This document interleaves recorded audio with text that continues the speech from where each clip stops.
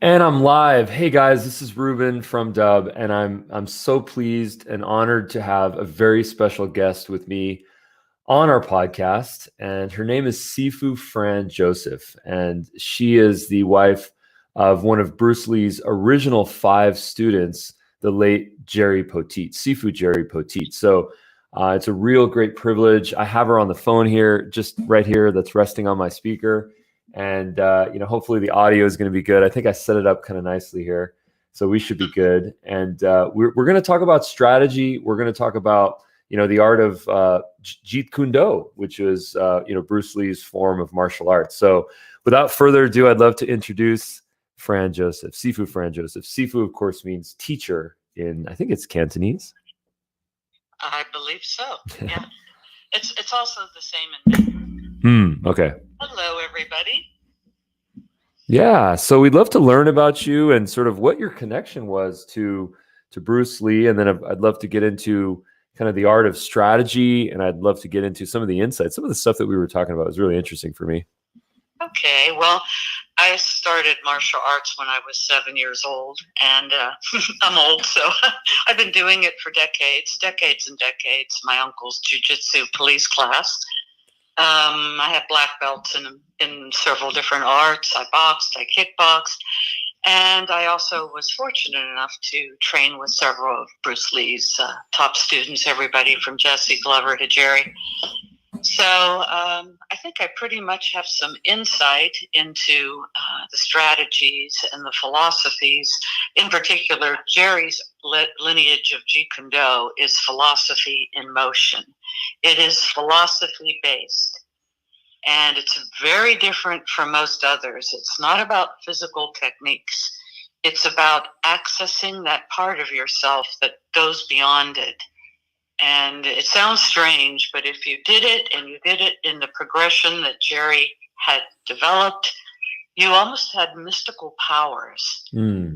I got in the ring with kickboxing champions that were 240 pounds, and I could neutralize them pretty much. And everybody was much younger, much fitter, faster, but I was able to neutralize their skills by using this art. And it translates to life as well, not just martial arts. So you asked me about business. And the thing that martial arts and Jeet Kune Do in particular teaches you is how to have control over your mind and your body. Martial arts isn't about fighting, because most of us will never get into a fight, hopefully. Right. But yes, it's for self-defense, but it's about controlling your mind. It's about training your mind to believe in yourself so that you can achieve anything, and learn that power rests within you, not outside, not outside of you and nowhere else. An entrepreneur in particular needs to believe in herself or himself. So you have to have control over your emotions and not get discouraged. And martial artists, especially with training with Jerry Poteet, you learn right away that if you don't focus and you're not happy to be uncomfortable, you won't do very well. Because Jerry's was about flinging open those floodgates, the doors to the floodgates, and letting it all flood in and taking a look at self. And when you do that, you don't get discouraged. You get used to discomfort. In business, you can get pushed around. You can get out of your comfort zone very easily if you don't have this mental ability. So whether you're negotiating or handling complaints or quality control, whenever you get uncomfortable or you're in unfamiliar territory, you just fit in. You use the fitting in principle. So it's the same in business as it is in life. So Jerry used to quote Sun Tzu all the time: know your enemy and know yourself, and you can win 1,000 battles. The easy part is knowing your enemy. The hard part of that is knowing yourself. Knowing your enemy and knowing yourself, and you can know your enemy and know yourself, and you can win 1,000 battles. And this is from Art of War. This is from The Art of War, which is one of the cornerstones of Jeet Kune Do philosophy. Yeah. I'm a big fan. Yeah. If you know your enemy, which most people do, even in warfare, but it's knowing yourself. So to take the Taoist principles, when do you give way if the force is greater? Whether it's battlefield, or whether it's business, or whether it's something that's happening in your life, like right now, our situation, we have to take in what comes and let it pass. Yeah. Obviously, it can be done. Nelson Mandela, almost 3 decades, was in solitary confinement and became president of South Africa. Right. So it can be done because he used his mind. Yeah. Well, the funny story about that is that I'll just give you a little comedic break here on that one. But one of the, I think it was it Chris Rock that said, he stayed married in prison for almost 3 decades, but within, half a year, he got divorced. And I think that's a testament maybe to how maybe difficult marriage is, or how. That was a different prison, huh? Yeah, that was kind of interesting. But that one he could break out of. Hopefully our personal lives are good as well. Yeah. But it's all about yin and yang and balance. Well, I think that's actually one of the most interesting things that I think you mentioned in our previous conversation, when I was kind of focused on business strategy, and then you kind of corrected me and you said, no, it's about life, and it's about, I want to tell a story here. When Jerry, he had to interview to train with Bruce, and he had to go through an application process one-on-one with him. And physically, Jerry was incredible. I mean, he was 1 in a million, skill-wise, physicality-wise. But Bruce Lee said, "What's the biggest thing you can think of?" And Jerry kind of puffed up his chest and said, "The universe." Very pleased with himself. And Bruce just shot him a glare and said, "Too small." Right. Can you imagine? The universe is too small. Well, that's almost that famous. There's a famous scene actually, in I think Birth of the Dragon, where he's fighting. There's a famous fight scene, and he says, "Now you're learning your limits." I think it was Wong Jack. I forgot who the fight was with, and he says, Bruce Lee famously says, "What limits?" What, or he should have said, "What fight?" Yeah, what fight? Right. It's like in martial arts right now, there's a big thing. Well, there's a kicking range, there's boxing range, there's grappling. That's, to us, that's silly. There's only when you're in combat, there's only fighting range. That's it. There's actually no range, no ranges. It's a different way of seeing the world. It's a different way of approaching martial arts, whether it's Eastern martial arts or Western martial arts. Certainly fencing played a big part in the development of Jeet Kune Do, the principles of fencing.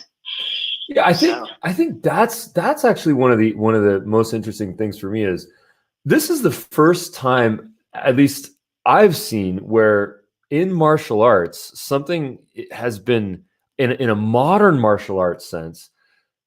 What a way to pull from so many magnificent other art forms, self-defense techniques, fencing, brilliant jiu-jitsu, judo, karate, like everything. What was the inspiration? No, but Jeet Kune Do is only Bruce's modified boxing. Okay. Bruce Lee's modified Wing Chun. Okay. And the principles are from fencing and some of the footwork, the lunge. Got it. So those 3 arts, you really don't need, Jerry called it hamburger helper. You really don't need anything else. If you've internalized the principles and you have the physical skills, you really don't need anything else. You don't need this, you don't need that. It's not a buffet. It's very similar to if you're going to master the piano, you don't learn trombone, drums, guitar at the same time. Yeah. So it's a laser-like focus. It's a laser. That's one of the misunderstandings of what Jeet Kune Do is. It's not a grab bag it's not a collection of techniques. On the contrary, it's less and less. You're chipping away less and less. Well, that's really interesting, because one of the things that I've been trying to learn more about is this idea of taking what works and then getting rid of things that are kind of superfluous. And I think that was a big philosophy of Bruce Lee's. Can you speak to that? Yes, absolutely. Again, it could be life or it could be martial arts. So if you're, I don't know, if you're in a life and death fight, the less you have, the better it is. You can respond reflexively. It should be an immediate reflex to do whatever you're doing in a self-defense situation. So if you have 10,000 techniques, if you need, Jerry used to say, if you need 20 moves to stop a jab, something's wrong. Well, talk about being relevant for business strategy. Yes. I mean, if there is so much motion to accomplish a goal, chances are you're spending way too much energy on the motions and not the actual accomplishment of the goal. Right. So you want it to hit.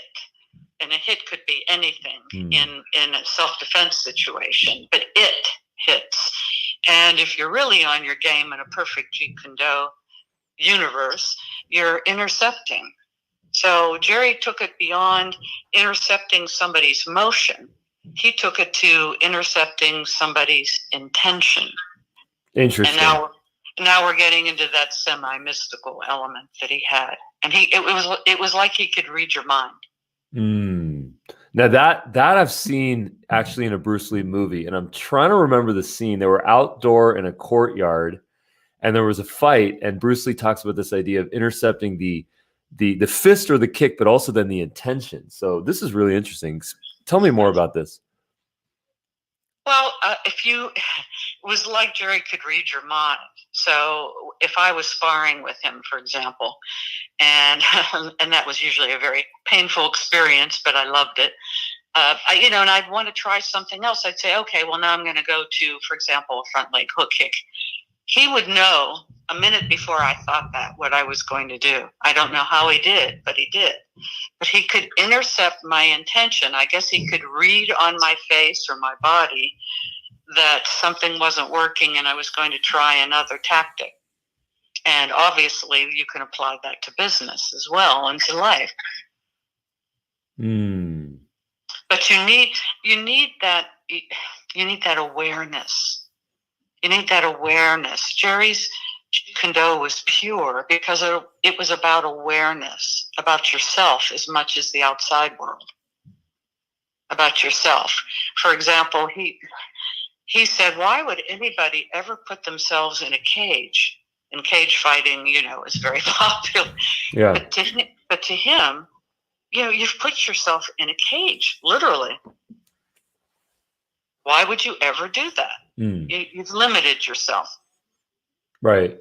And I mean, I think as business people, as entrepreneurs, as creative people, as innovators, we're constantly trying to push the limits on our expression, our communication, our creativity. And yes. And I love what you said about just really knowing ourselves, that idea of self-realization, because I agree with you that when we can know ourselves, that's when we can truly exceed all the limits that we might have, either that are personally imposed upon us or that are out there in the wild. Because, quite often in the spirit of, Sun Tzu's Art of War, our biggest threats are sometimes our biggest opportunities. Yes, absolutely. And I think the world is facing that right now. It can be an opportunity, not a threat, an opportunity. Yeah. Yeah, we're seeing that. This is an idea that I explore kind of on a daily basis, because I speak to business people and I speak to people that are trying to conduct their business and to carry on, and there's plenty of limitations right now, and people are being creative to figure out how they can kind of break through, and it's so interesting to hear that process. Right. And it's so interesting. Yes. I'm sorry. Yeah. Yeah. Yeah. So we have to fit in. Right. We have to fit in. Yeah. as Bruce said to Jerry, it's the only thing that's constant is change. Yes. And you have to change with the changeless state. Everything's changing. You have to use that fitting in principle. Right. If you don't, you won't make it in a fight or life. You have to fit in. You have to, I hate the word flow because it's kind of a stereotype of martial arts, but it's really true. You have to flow. The flow has to be there, and you have to express yourself no matter what you're doing. Right.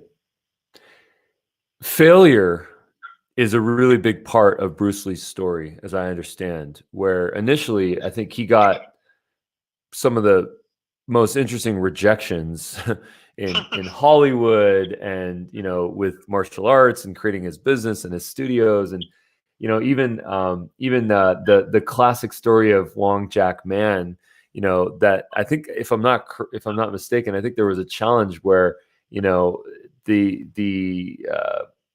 folks in Hong Kong or China, they sort of didn't want Bruce Lee to share Jeet Kune Do with the West. And if I'm not mistaken, I think there was a famous fight between Bruce Lee and Wong Jack Man, where actually I think he won. And then, by virtue, I think he won the right to bring Jeet Kune Do to the West. But then, moving forward into Hollywood, and just getting rejected by so many folks, as I've learned from so many of the folks that I've spoken to, like Sifu Ed, and they talked to me about this idea where there was racism, and this idea of a man. There still is. And that's really interesting. But what a magnificent way to kind of turn that into an opportunity where he could become truly that totally unique individual where there was no one like him. I mean, talk about not having competitors. I mean, who was a competitor in Hollywood to Bruce Lee when he came around? I mean, maybe there's some obscure folks that we can think of, but I can't, at least right now, And I think that's so interesting from a strategic perspective, because one of the things that I always talk about is how can we enter into a space with competitors where we actually are not even competing because we're totally in our own space. Right. Yes, exactly. Somebody who's unique. To me, Bruce Lee is sort of from a female perspective, he embodies male beauty. And, eye candy doesn't hurt. Yeah. He's probably one of the most beautiful men of all times. And every time Muscle and Fitness or whatever magazine puts his image on a cover, they sell out. Yeah. And he's been gone for decades. Right.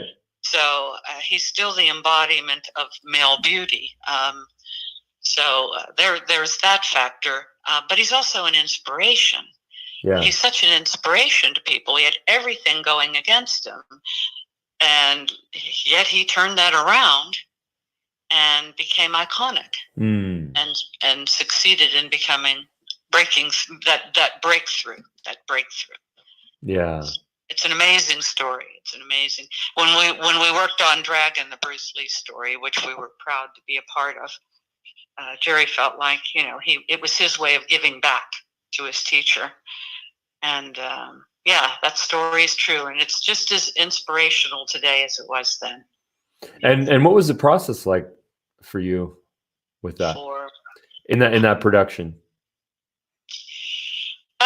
Well, it's Hollywood. Yeah. So basically, first of all, we got very lucky with Jason Scott Lee, the actor who was cast to play Bruce. It was like fine tuning a Stradivarius. He'd been a dancer, a surfer. He'd done, a lot of physical ability, speed, fluidity, but he also had the grace. He had that explosiveness with the grace and power. So it was a dream to work with him. And Jerry told him stories, played phone messages with Bruce. So he really, really gave him, I think, access to at least the Bruce Lee that Jerry knew. And I think that shows on screen.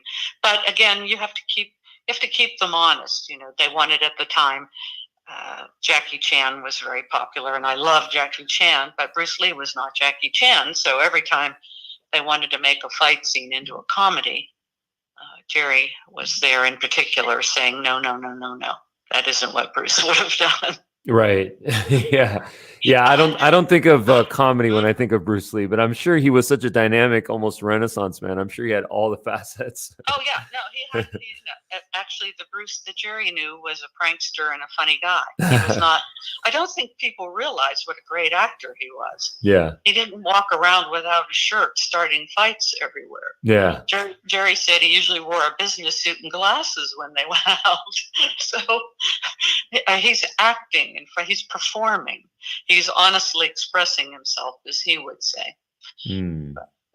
But anyway, I think the proudest moment of the film for Jerry was that he suggested to the director that there be a scene where Linda Lee, his wife, and Bruce Lee, the actors, do the kata together, the bow. Mm. And to me, that's sort of the symbol of the whole film.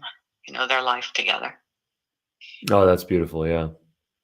Well, this idea of grace that you mentioned, I think is really interesting because a lot of people don't know that, he was a champ when it even came to dance. I think there was a competition that he won in cha-cha-cha. Yes. And I think and Jerry loved to dance too. Oh, interesting. Yeah. I think I've seen a photo. And Jason was a dancer. Yes. Oh, that's amazing. Because I think what's so interesting about that is, this idea of being, the full, complete human being, with masculine, feminine, the right brain, the left brain, all that stuff doesn't mean anything anymore. When it comes to really truly being holistic, it really means about, embodying the self and just being able to be adaptive and the fitting principle. Yes, you don't have to have head to toe tattoos and froth at the mouth to be tough. Again, Nelson Mandela, right? Yeah. When somebody asked Jerry about who was the toughest guy in the world, and people said this martial artist and that without hesitation, he said Nelson Mandela. Who could endure that? Very few people. Well, what does martial arts even mean? The important word is art, not martial. The important word is art. So Jeet Kune Do in particular is a refined art. It's not a gross motor skill art. It's more like fencing. It's very refined. It's very precise. But that's just Jeet Kune Do. But the art part of it is also the philosophy. So again, if you're using these principles, for example, I'm not a large person. So if somebody's stronger than me, if the force is greater, give way. One of the principles of Daoism. I have to give, and then I have to borrow their energy. So I can use. Jerry said I used bigger people like a waterbed, my own personal waterbed, fighting. But if you have that principle, and you can use that in business. You can give way and then borrow their energy and maybe springboard off their marketing platform. So, it can be anything in any aspect of life. Very interesting. Daoism. How can we learn how to use Daoism in our lives without spending the next 20 years on a mountaintop? It's very difficult because here's the other situation. In Western culture, we're very capitalistic, which I am as well. I love the good things in life, but it's hard because Daoism teaches you not to want, not to struggle, not to want, not to covet, not to try. And when you get to a certain point, especially in martial arts, the less you try, the better you are, the more you succeed. And talk to me about that a little bit. That's the definition of a paradox. Yes, it is. If you try, you're in a mechanical stage. So, for example, it would be like you're always going backwards. If you're trying, you're in a mechanical stage. It's like playing the piano. What key am I in? What keys am I hitting? when you flow and you don't try and it happens, well, it's just beautiful. You're playing beautifully. You're expressing yourself. It's the same with martial arts, and it's the same with business. Of course, you have to go through that mechanical stage, but it's like adding on arts, and in your martial art. I'm going to do this. I'm going to do that. And Jerry would say, "Well, why would you go back to kindergarten when you've been to Harvard?" You're always going backwards. But again, there's a sense of accumulation in Western culture. More, more, more, more, more. Right. So Jerry made a decision, as did Ted Wong, as did Jesse Glover, as did Daniel Lee, and Steve Golden, and others, to live a simple life and not be, not go after thousands of instructors and hundreds of schools and this and that, and so they could, when they taught Jeet Kune Do, or what they learned from Bruce, it was pure. And when powerful. You learn that way, it's the less you try, the better your outcome. The less you try. Of course, you have to be prepared. You have to go through the training. How often have people shown up and said, "Well, I watched this video, or I did this. I trained a week here. I took a seminar here," and they think that they're experts. And unfortunately, that doesn't work. But you have to learn under pressure. And then once you get through that stage, then you're free to express yourself, whether it's business, whether it's martial arts, whether it's love, right? Relationships can be rocky. So yeah, you have to go through that. Well, the less you try, the better the outcome. Well, that's really poignant for me, because I think one of the things that a lot of us suffer from, which is, of course, is a natural human condition, is, fear. And I think that when we feel fear, whether it's in a combat situation or whether it's in business, it doesn't really matter, is that's when we really start to try, and that kind of survival response sometimes leads to our demise, because it's blockage. It's an obstacle. It's an obstacle. I remember when I was young, I was at a volleyball game. And I played volleyball in high school for just a bit. And I remember I was on the benches and I wasn't very good. And I remember there was, we were trying to win, and, we were struggling. Our team was struggling. And I remember one of the parents stood up and said, "Hey guys, just have fun." And he just started screaming, "Just have fun." And it was really interesting, because a lot of folks started to chant that. It was a home game, so we had the volume, so we started to chant that, "Just have fun, just have fun." Right. And what's the point if you can't have fun, right? And it was really interesting for me, because I realized, what my block was that I wasn't focused on having fun when I would play. I was focused on not screwing up, which is fear, And I remember when I'd go back and I'd shoot a basketball or I'd hit a volleyball, I never became amazing at it, but nevertheless, I remember the mindset started to change. And, I think about this in terms of when I watch Bruce Lee, of course, when I watch Jerry Poteet, when I see them, you can tell that they're just having fun. They're having the time of their lives. Yeah. Yes. Right. Jerry used to quote Bruce all the time. Yeah. Bruce had an expression when he trained him: "Play, but play seriously." Play, but play seriously. So you're playing, you're enjoying yourself, but of course you're taking, especially if punches and kicks are flying at your head, you're taking the situation seriously, but you're not taking yourself seriously. Right. Play, but play seriously. Right. Well, I think that's really where, and I'll go here since it's I think such an interesting topic, but the representation of Bruce Lee in Tarantino's recent film, Once Upon a Time in Hollywood, which is such a mess, because I wonder what the goal of that was, because the Bruce Lee that was portrayed in that film was not the Bruce Lee that we're talking about now. That Bruce Lee. Before you go on, Jerry was there. Ah. The scene is completely, it's a complete fabrication of what actually happened. Yeah. And I guess it was done to, it's Hollywood, and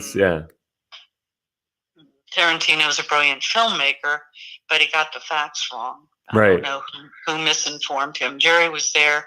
I've actually written something about that I'm going to publish soon. So it did not happen that way at all.